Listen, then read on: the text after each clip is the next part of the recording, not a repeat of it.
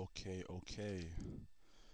It's Mike Gudaganji Bex, and I want to talk about Pro 2011. Basically, what I want to talk about is I want to talk about the development of the game, and I also want to talk about basically where I think the game is going from here, the steps that the developers have made, Seabass and Co. And also, I want to talk about FIFA as well. I want to get a little bit into that, but like I think that the progress of Pro 2011 has been like phenomenal, and I really mean that. The reason why I think it's been phenomenal because if you think about the last couple of years, PES 2008, and you think about like how bad the game was then, and the reason why the game was bad was because the developers, Seabass, they didn't listen to the people who play the game, the fans, and basically a lot of their fans basically jumped ship, turncoated, whatever you like to call it, and went to the other side, went to the FIFA, which basically I don't like the FIFA games, and I want to talk about Pro Evo because what I've noticed about Pro Evo 2011 is the animations, the fluidity of the game, the response, and basically this is just one-on-one like matches that these game testers are having. People who went to Konami Japan. These are just basically these are just one-on-one matches. It's not become a legend. It's not master the excellent Master League mode.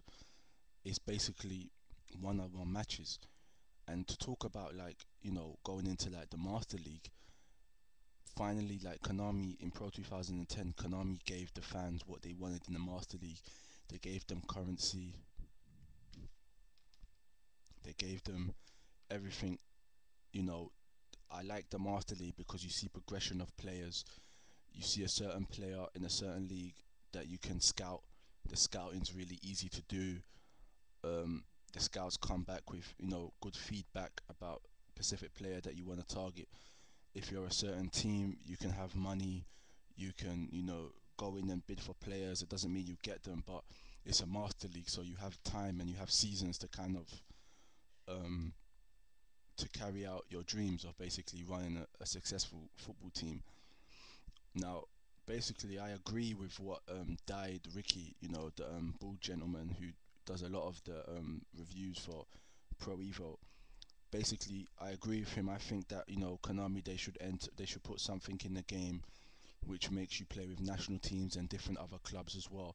Because I see other teams in the game, and I look at like their team, their squad, and I look at players that they have, and I sometimes think to myself, "Raw, if I had if I was playing with the same team, if I was playing with that team, or I can get a job offer, like I would like to take control of this team and see how it goes, But we'll see. We'll have to see how it goes. But the general response, going back to what I was saying about PES 2011, people need to understand that there's something different about the game.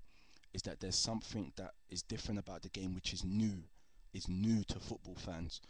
When you see the kind of the dribbling from Messi, and you see like Ozil, the little thing that Ozil was doing, and even you see the camera angle, the camera when Messi's when it's I think Argentina against Ghana in the trailer, and you see Messi running, you look at the beautiful angle, which you can see the four versus one, Messi against the defenders, and that gives it a nice balance because the graphics look absolutely amazing. I thought PES 2010 they couldn't top the graphics, but PES 2011 have done something. They've elevated it. They've elevated the game, and it's blindingly obvious. You know, Stevie Wonder could see that they've elevated the game, and that's what I basically love about PES is that no matter what, they still come back because they're fighters. The Japanese art style. They really dedicate themselves to their art, their craft. Seabass, he's admitted flaws that the game has made, but yet again they've made this great progress. But it's been coming, people. It's been coming because if you play pro, in PES 2010, I know that what a lot of gaming sites have said that they've put the game on the shelf. PES Gaming, Francis from PES Gaming, said he's officially put the game on the shelf.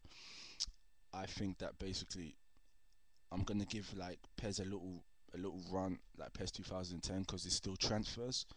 So I just keep it for those purposes of just putting players on other teams who have made transfers. Um, yeah, because it's 25th, yeah, 25th of July, 2010.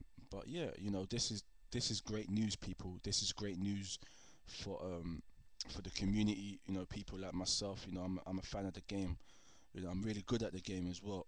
You know what I mean? Because I play on top player, and that's another thing I want to talk about, people. When you compare like top player to like legendary, I think top player wins all round because in top player, when you play against teams like Real Madrid, Barcelona, Manchester United, Chelsea, the big teams, you basically get a sense that they're they're who they are. They're the teams that they represent. On top player, you get Chelsea as Chelsea. You play them the way Chelsea play, and if you can get little holes and you can do the tactical system and go a bit into it, then you can kind of get a clear gist and you can kind of get an even balance with the gameplay because the I think is pretty good for the most part. On the defensive part, they're a bit latsy daisy because there's times when it's one-on-one situations and you'll counter attack and there's one defender that's there and then he'll just stand there and kind of watch you go past him. But PES 2011, it looks like it's put an end to those problems. And another thing as well is that I said I'll talk a bit about FIFA. Like the thing that I don't like about FIFA games in general is that basically they have their set audience. Little kids, yeah, want to pick up FIFA and they want to play FIFA. Why do little kids want to play FIFA? I'll tell you why. Because it's easy and it's accessible to them. They can pick up a controller and they play. They don't need to think about tactical strategy. They don't need. It's just attack, gun hole, and kind of ping pong the way towards goal, and you set strategy and you score. In pairs now, like in pairs, you have to use the pitch. You have to use the players. You have to use the environment because when I love the home team and the away team crowd. When you're a home team and you score a goal, then the crowd is on your side, and also as well when you're the home team and the opposition have the ball, I like the fact that the crowd boo. They get the whistles on, not the vuvuzelas because they're shit, but yeah, the whistles, and they basically they boo, and that's what I love about the game. And it could have been better, yeah, definitely it could have been better. But also as well, we know that PES 2011 is coming out because people need to understand. Yeah, I want to go into it briefly. In FIFA year 2011, yeah, right, the trailer they released this dev this dev trailer made from the test lab. Now, can someone please explain to me why is it that they didn't use actual gameplay for the trailer that they did at E3? They didn't put actual gameplay there. I'll tell you why. Because I think EA are kind of on the defensive, and they know that Pro Evolution Soccer, they had something that they had to prove something to the world that they can be number one sports title again in next gen. PES 2011 has been in development for a long time, so they were ready.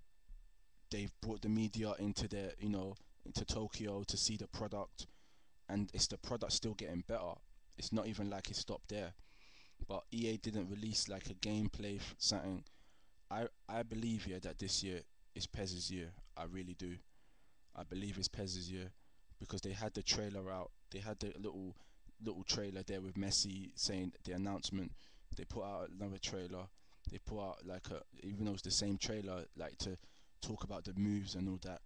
Konami are ready for the fight, and that's what I like about PES in general because they've always brought that authenticity. Even if they don't have licenses, the players that you play with, you still feel like they're the players.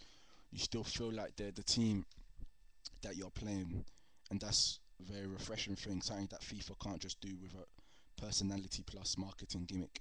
Because that's what it is. In PES, a certain player feels like a certain player. The way the positions he gets into, Lampard gets into positions like Lampard. Ronaldo gets into positions like Ronaldo. Um, Henry gets into positions like Henry. You know, you remember the players that Konami had.